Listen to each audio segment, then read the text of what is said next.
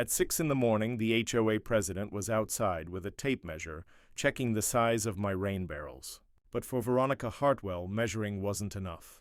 I stepped out in my bathrobe to see her swinging a crowbar like a lunatic, punching holes through all 6 of my custom rain barrels. Crack!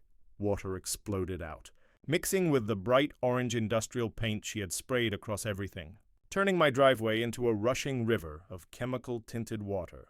The sharp clang of metal on plastic echoed through the still dawn. The acrid smell of paint stung my nose as I stood there, watching $800 worth of barrels being destroyed in real time.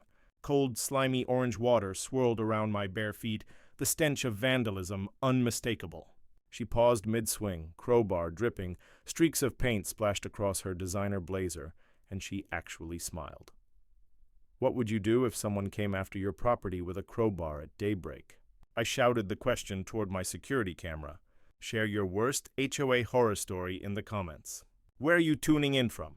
Does your state let HOA presidents commit felonies with no consequences? I thought harvesting rainwater was an act of environmental responsibility. Instead, it turned into a $15,000 war I never imagined. My name's Jake Thornfield, and 3 years ago, I believed I'd found paradise in Willowbrook Estates, Colorado, after 2 brutal years of watching my wife, Sarah, battle cancer. I was desperate for peace. Her dream had always been a big garden, one that could provide food for the local food bank even when her body was giving out. When she passed away, I bought this place specifically because it had 2.3 acres and legally documented water rights dating back to a 1940s ranch. The scent of rich Colorado soil and crisp mountain air became my therapy. Every tomato, every pepper I donated in her honor was part of my promise to her, 200 pounds of vegetables each month. Willowbrook Estates sold itself as a community that balanced rural charm with strong property values. Neighbors lined up for manicured lawns, uniform mailboxes, and HOA approved everything. All I wanted was to tend my garden in peace. Then came Veronica Hartwell, a tornado disguised in business attire. Veronica, 47, freshly elected HOA president, drove a spotless white BMW that gleamed like surgical steel.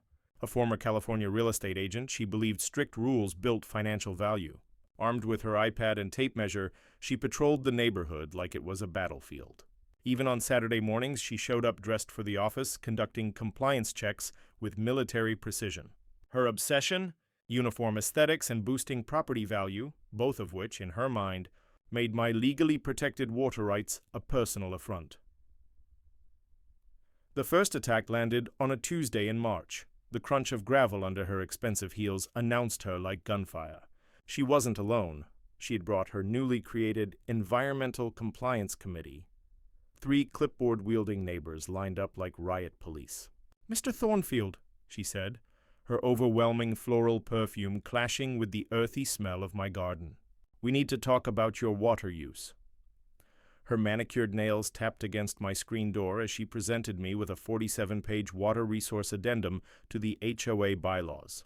My calloused fingers gripped the absurd packet while morning sunlight reflected off her iPad as she documented every barrel, every plant, every drop of water. She claimed rainwater collection encouraged mosquitoes, ignoring the filtration systems in plain sight. Her new rule demanded a $500 impact fee plus $50 monthly for monitoring. Supposedly, this had already passed at a special meeting announced by email, an email I mysteriously never received. HOA democracy at its finest. And here's the part that made my blood boil. My retirement brought in just $20,400 a month. Sarah's medical bills had gutted our savings. This land was my only security. I couldn't afford their bogus fees. One missed payment meant foreclosure, losing everything Sarah and I had built. But Veronica had made a fatal mistake. For 3 decades, I worked designing municipal irrigation systems across Colorado. I didn't just understand water law. I knew the state's water infrastructure inside and out, including some secrets about Willowbrook Estates she definitely didn't.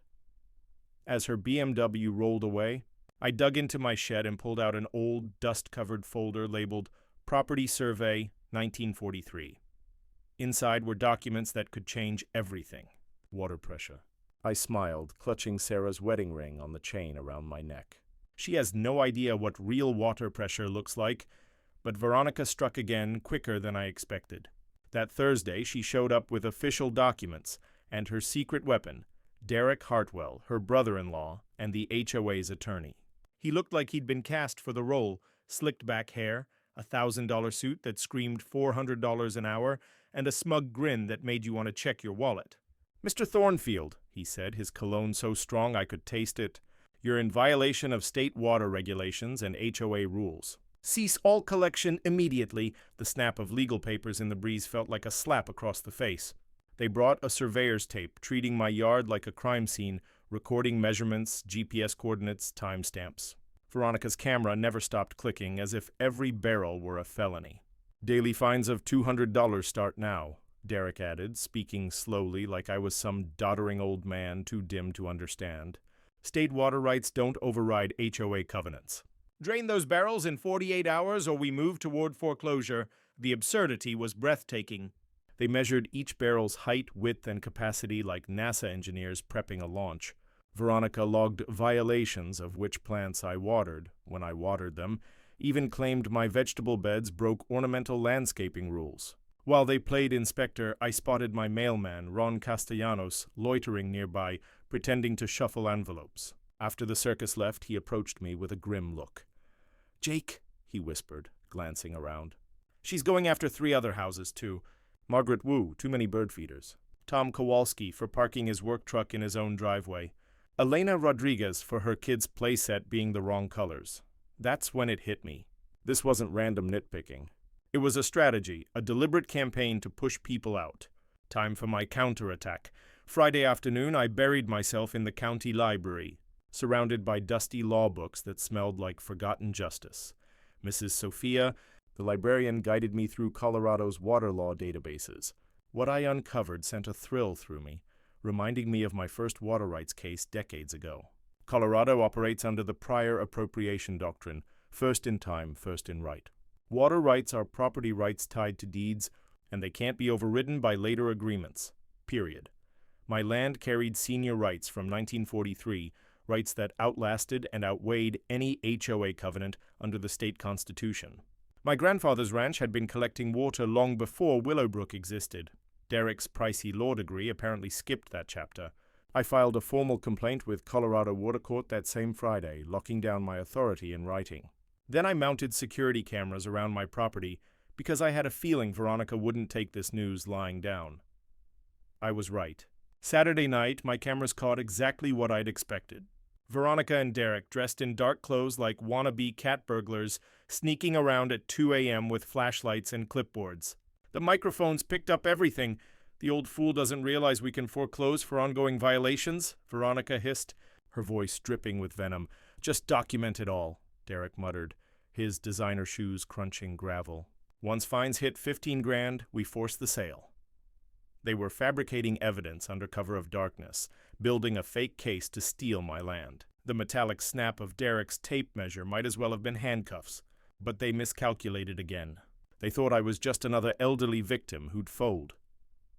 Sunday morning, I called Margaret Wu. Time to form my own alliance. Veronica's desperation showed immediately. By Monday morning, she'd called an emergency HOA meeting, somehow scheduled, debated, and voted on faster than most people order takeout. The result? A 3-2 victory for her side, Veronica, Derek, and her ally Patricia, against the 2 board members who actually read bylaws. Their new immediate violation resolution protocol sounded official, but was nothing more than a scheme to fast-track stealing my house. Unpaid fines now racked up at 18% interest, compounded daily. By Thursday, a thick stack of legal notices hit my mailbox like a hammer. Derek had already filed foreclosure paperwork, grinning as he called it a preventive measure. Within 5 days, a lien sat on my property like a scarlet brand. Panic rose in my throat as I calculated what 18% compounding interest meant on bogus fines. But Veronica's real specialty wasn't paperwork. It was character assassination. Soon whispers spread that I was unstable, hoarding water like a survivalist. My vegetable beds, she claimed, bred vermin and disease. Suddenly, tomatoes were weapons of mass destruction. Her masterstroke? Reporting me to the county health department for unsafe water storage. When the inspector came on Thursday, half the neighborhood gathered like crows at roadkill. Every barrel passed with flying colors, but the damage was done. I'd been branded the cranky old man making trouble. Veronica escalated her propaganda, neighborhood bulletins about West Nile virus risks, concerned neighbor wine and cheese nights at her house, even insurance companies mysteriously flagging my address. She weaponized local politics with surgical precision. Meanwhile, I was quietly building my counteroffensive. Margaret answered my call like she'd been waiting her whole retirement for this battle. Turns out the bird feeder victim was a retired patent attorney with the legal grit of a honey badger. "Jake," she said, her voice electric with energy, "I've been digging into our HOA ever since they came after me. Want to hear something juicy about Veronica's election?" That Tuesday evening, sitting at Margaret's kitchen table, surrounded by piles of legal documents and coffee strong enough to wake the dead, she dropped her bombshell. Back in my municipal tenure, I had learned that Colorado mandates a 10% resident quorum for major property votes, a basic safeguard of democracy I'd once helped craft for water district elections. Veronica's vote on the water addendum drew 23 residents out of 312 total, far below the legal requirement. "Their entire legal case is built on quicksand," Margaret said with a grin, sliding the documents toward me. "Invalid votes can't override constitutional rights. Period." My own investigation uncovered something even more revealing. Weeks of calls to California real estate contacts painted a picture of financial desperation. Veronica was on the edge of personal bankruptcy from failed ventures. Her shiny BMW was leased, her home underwater on the mortgage, her business barely surviving on slim commissions. She wasn't tormenting neighbors for fun. She was engineering forced sales to stay afloat. Tom Kowalski and Elena Rodriguez joined our Wednesday night resistance session. Tom's construction business gave him insight into property manipulation strategies.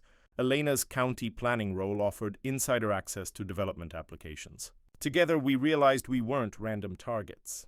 We were carefully selected victims of a coordinated property grab scheme. "Classic real estate scam," Tom growled, his large hands dwarfing Margaret's delicate coffee cups. "Create problems, push people into desperate decisions, profit off the chaos." Thursday's security footage delivered my smoking gun. At 3 a.m., Veronica crept onto my property, carrying household bleach like a suburban saboteur. She methodically contaminated each water barrel, leaving evidence to justify her health department complaints.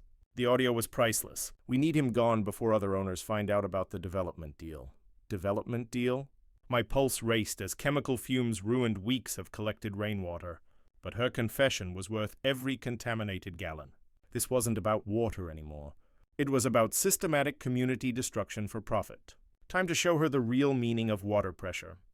Veronica escalated with a public shaming campaign worthy of a political strategist. She hosted a neighborhood safety forum at the community center, arranging folding chairs like a tribunal with a projector screen radiating authority. County officials, police, and local media arrived, treating it as the story of the decade. She had a PowerPoint titled "The Hidden Dangers of Unregulated Water Collection," packed with charts, graphs, and doctored photos, making my modest setup look like a Chernobyl water facility. She digitally manipulated images to show my barrels overflowing during fake storms, claiming toxic runoff threatened neighbors. "Concerned citizens have the right to protect their investments," she told Channel 7 News, voice honeyed with contrived sincerity. The camera adored her crisp blazer and professional demeanor, while I appeared as the eccentric neighbor everyone avoided. Her media manipulation reached art form. Next-door posts warned of chemical contamination threatening children and pets. Anonymous flyers appeared on every doorstep. "Stop the water hoarder before he destroys our community." The professional printing and thick stock hinted at serious money behind the campaign. Harassment escalated. My truck tires were slashed in daylight at the grocery store. Sell and leave sprayed across my mailbox in bright orange. The metallic chemical smell lingered for days, like a persistent threat. Then came Veronica's false emergency masterpiece. During her elegant dinner party last Saturday, she called 911 claiming toxic chemical odors from my property. Fire trucks, hazmat teams, and police swarmed, treating my vegetable garden like a hazardous scene. No chemicals were found, but the spectacle dominated Monday's news. Water collection sparks emergency response. My response came through meticulous documentation. Security cameras now covered my property with precision, capturing every midnight visit by Veronica's amateur sabotage crew. Her teenage son Kyle had a growing criminal record, dumping fish, pouring bleach, spreading fertilizer to create algae blooms. The audio was prosecution-grade gold, Derek coaching Kyle via earpiece. Make it smell worse, but don't leave fingerprints. These people watch too many crime shows and too few engineering documentaries. Margaret's legal digging confirmed. Elena's suspicions buried in county planning records. The Willowbrook commercial development application pending approval. The project required 85% resident buy-in or forced individual sales above market rate. Veronica's struggling real estate company held exclusive contracts worth millions in survival commissions.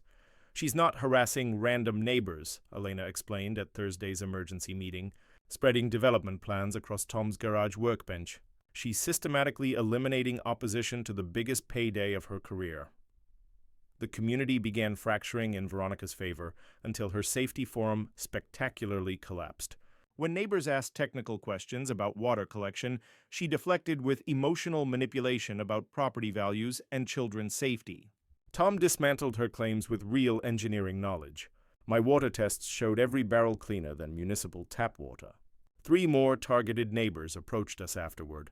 Identical harassment campaigns. Anyone with valuable land or community ties got the full Veronica treatment. A coordinated assault to break resistance and force sales. Margaret's ethics complaint triggered a Colorado bar. Association probe into Derek's obvious conflicts of interest. Brother-in-law attorneys cannot represent HOAs while personally profiting from resident displacement. His expensive law degree apparently skipped ethics. The final proof came from my mailman, Ron, who had quietly tracked Derek's violation notices for months. Every citation targeted high-value properties, proving systematic harassment, not legitimate enforcement. Friday evening, I watched Veronica's crew set up a massive white tent for a garden party, complete with catering trucks, sound equipment, and elegant tables, all perfectly positioned in a natural floodplain. Tomorrow's investor presentation promised neighborhood-wide development approval. Denver executives expected signatures, champagne, and guaranteed profits. They were about to get a water lesson instead. Saturday morning changed everything. Margaret arrived at dawn clutching a manila folder like it contained the Holy Grail. Her retired patent attorney instincts had unearthed pure dynamite. "Jake," she whispered, spreading yellowed documents across my table. "You're not just fighting an HOA violation, you control the neighborhood's water destiny. The original 1943 ranch deed buried in county archives grants my property riparian rights to Willow Creek upstream, including authority over water flow and distribution. Frontier-era legal language when water meant survival. My coffee froze mid-lift as the implications hit. My 2.3 acres included legal control of a century-old earthen dam upstream. That dam fed the lake, supplying every fountain, pond, and irrigation system in Willowbrook Estates. Every lawn, decorative water feature, and promised lakefront opportunity depended on my discretion." Margaret read from the cracked parchment, "Perpetual easement for irrigation and flood control." The musty leather scent mixed with morning coffee created an intoxicating aroma of justice. These rights superseded every property development, HOA covenant, and municipal regulation. Colorado's prior appropriation doctrine made water rights supreme over all other property claims. The HOA's incorporation illegally ignored these easements. Derek omitted protections in legal filings, gambling that no one would dig deep. Saturday afternoon, Margaret and I hiked a quarter-mile upstream through pines and granite outcrops. The smell of decaying needles and the rush of water grew stronger with each step. We found a simple earthen structure with manual release gates, 2 concrete channels with hand-cranked steel wheels, green with age. Standing on the spillway, I felt the vibration of 2.8 million gallons pressing against century-old engineering. The release gates could legally flood the entire lower neighborhood during irrigation season, which my deed defined as whenever I deemed necessary. My engineer's soul sang, this wasn't revenge. Colorado law mandates annual dam maintenance for structural safety. Neglect could cause catastrophic failure, obliterating the neighborhood instead of temporarily educating it. Timing was perfect. Clear skies Saturday 3:30 p.m., right in the historical flood zone. My duty was legal and precise. Margaret's documentation confirmed my authority, overriding every HOA restriction, municipal regulation, and property covenant. Water rights were constitutional bedrock no private entity could override. The irony was delicious. Veronica weaponized water regulations against me while her empire floated on the water I controlled. Tomorrow, everyone would learn about prior appropriation the hard way. Time to open the floodgates of justice. Margaret's dining room became our war room Saturday night. Legal documents and topographical maps spread across her grandmother's mahogany table like battle plans. The scent of Colombian coffee mingled with county records as we orchestrated the water lesson. Tom brought engineering surveys and elevation charts that made my irrigation engineer heart sing.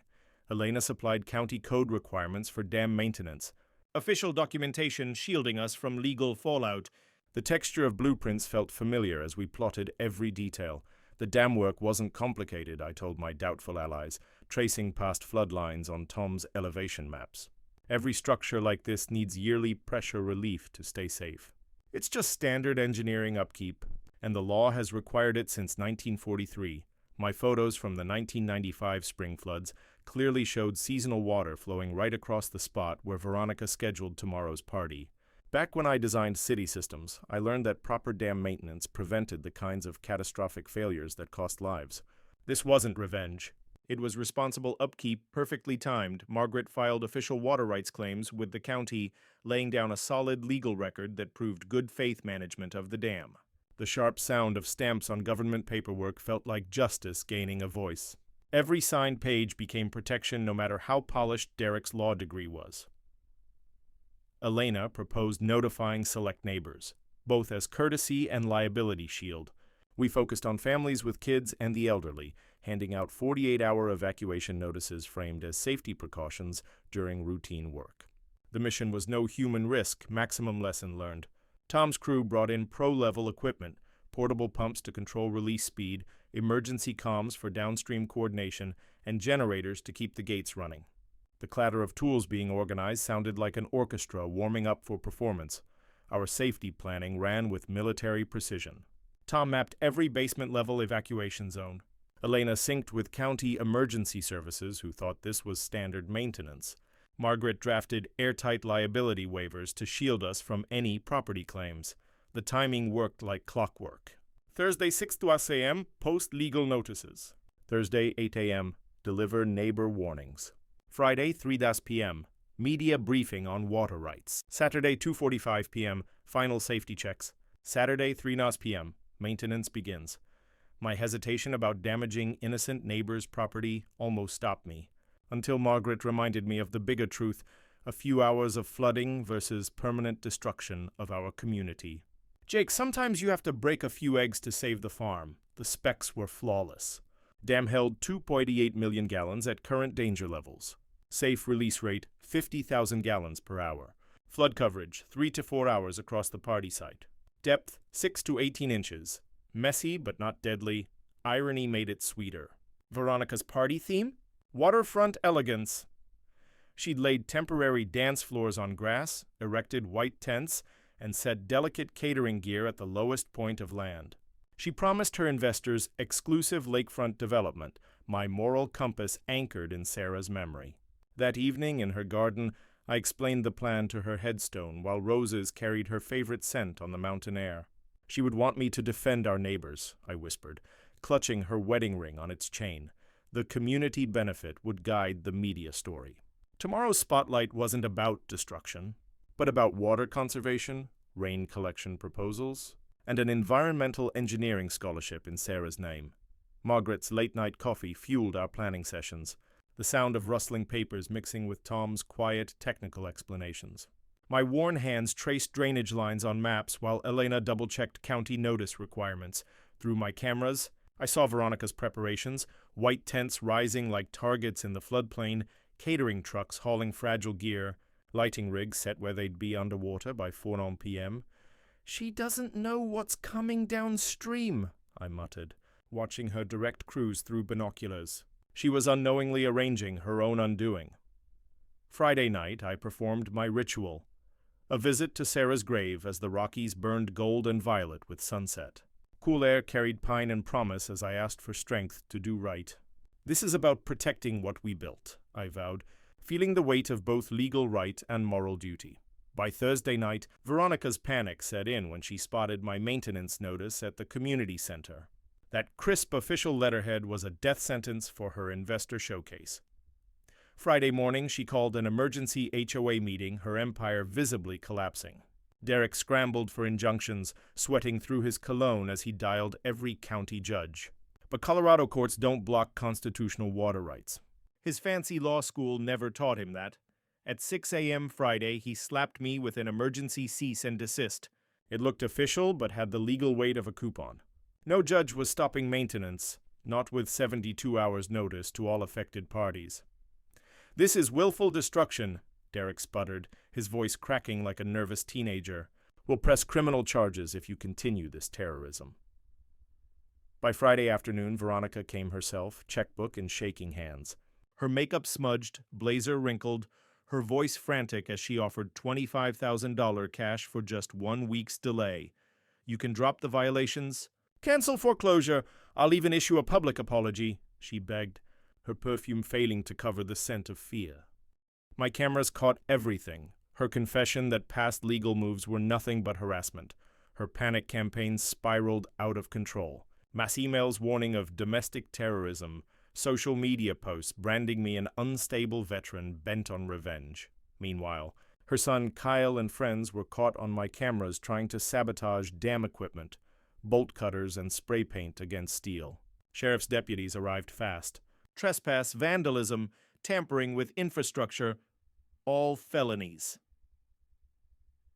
Derek begged for drop charges, claiming the boys didn't understand, while footage showed Kyle taking orders over earpiece. The family's corruption ran 3 generations deep. Friday's media stunt backfired. Veronica held a press conference accusing me of environmental terrorism, but reporters had already studied water law after my Thursday briefing. Her theatrics collapsed under facts.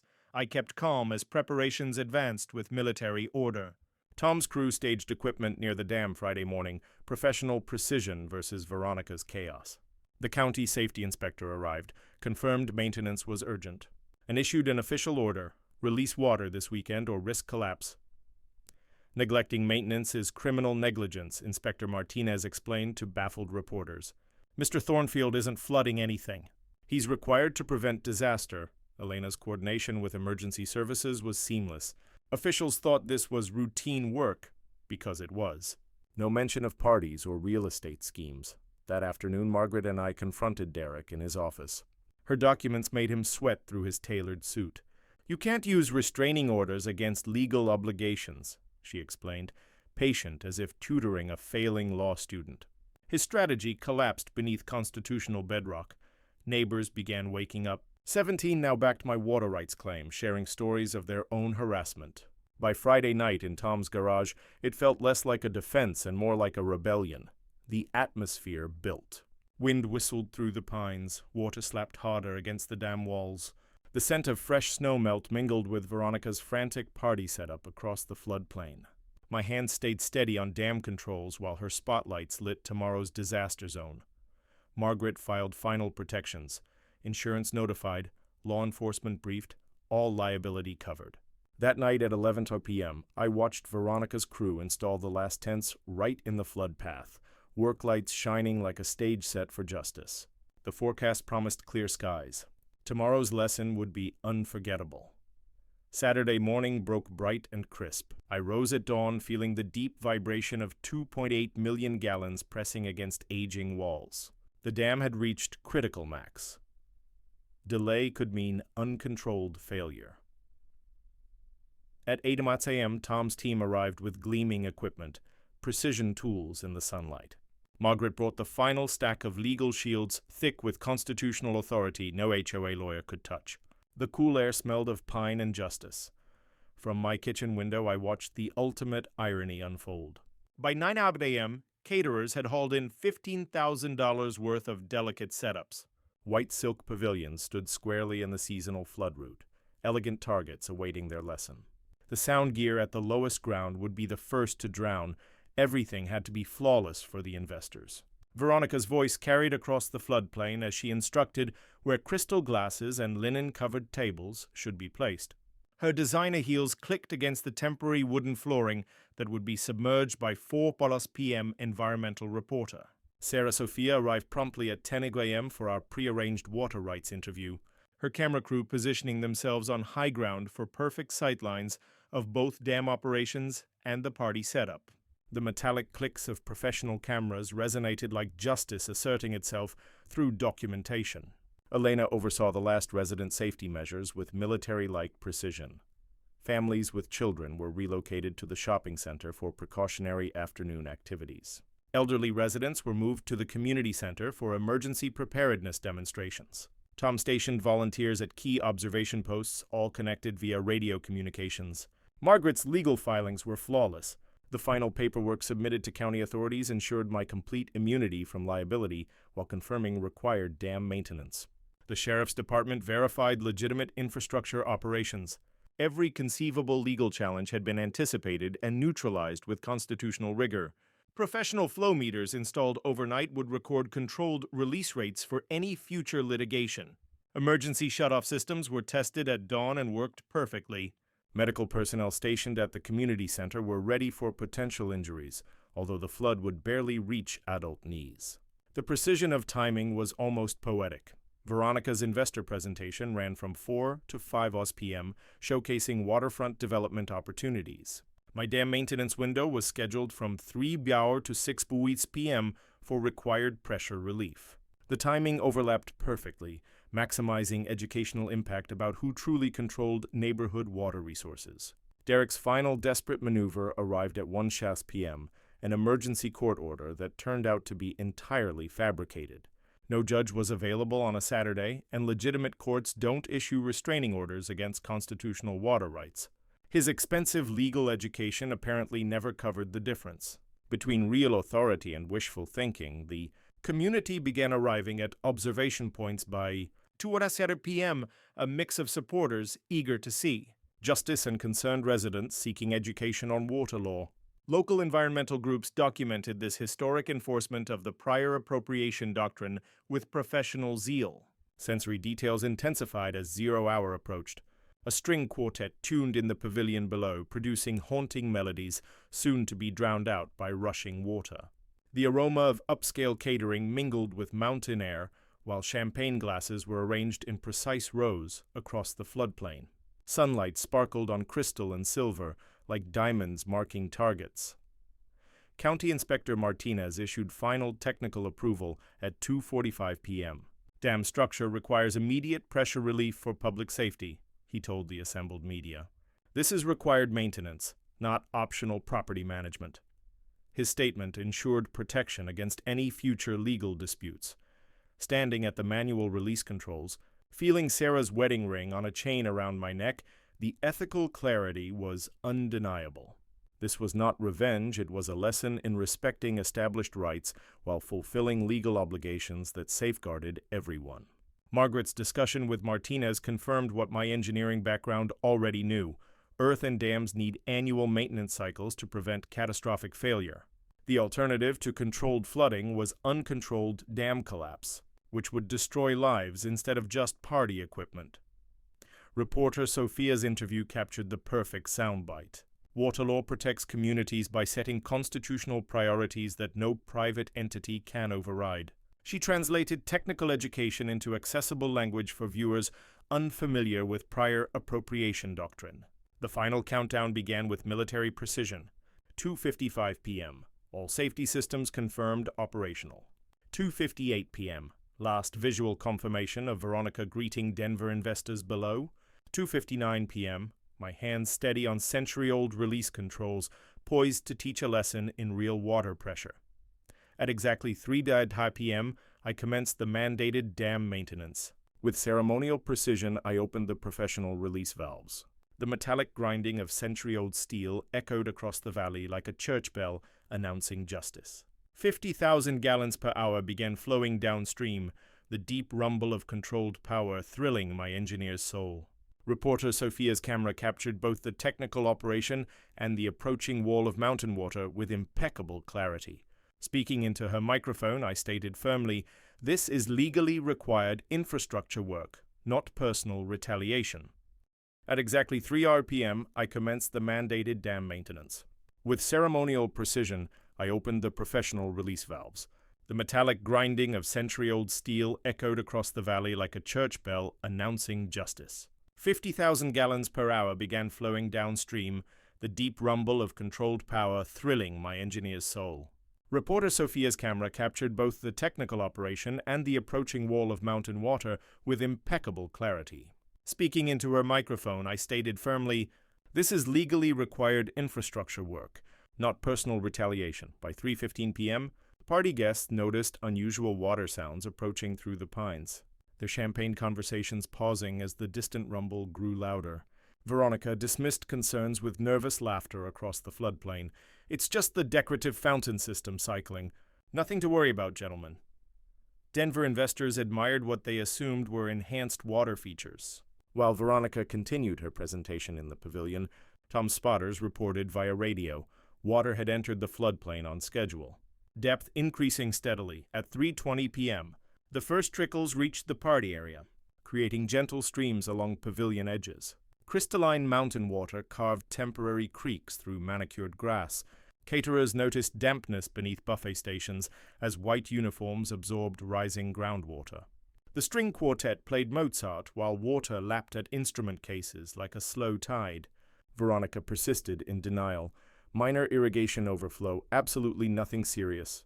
The water features are simply more robust than expected." By 3:25 p.m., water depth reached 4 inches across the party zone, obeying natural law. White silk pavilion drapes began wicking moisture, forming abstract watercolor patterns on expensive fabric. Investors lifted Italian leather shoes, asking pointed questions about evacuation procedures, while Veronica frantically dialed Derek. "Stop this immediately!" she screamed, makeup streaking in the humidity. "This is deliberate terrorism, not maintenance." By 3:30 p.m., the flood arrived in earnest. Water depth hit 8 inches, rising steadily across the party area. Catering tables began floating like elegant boats, $15,000 of gourmet food scattering across the floodplain. Sound equipment sparked and failed, punctuating Veronica's escalating panic.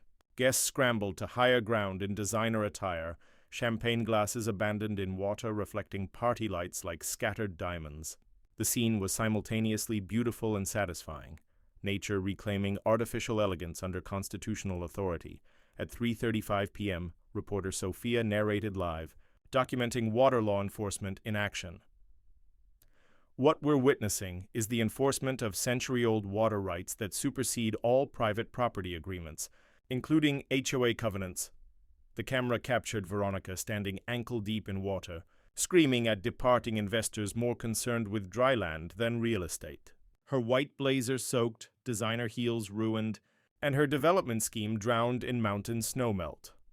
At 3:40 p.m., I arrived at the observation point with a megaphone, providing calm educational commentary to 50 neighbors. "This is controlled maintenance of critical infrastructure," I said, voice carrying with engineering authority. "The alternative is catastrophic dam failure, which could destroy our entire community."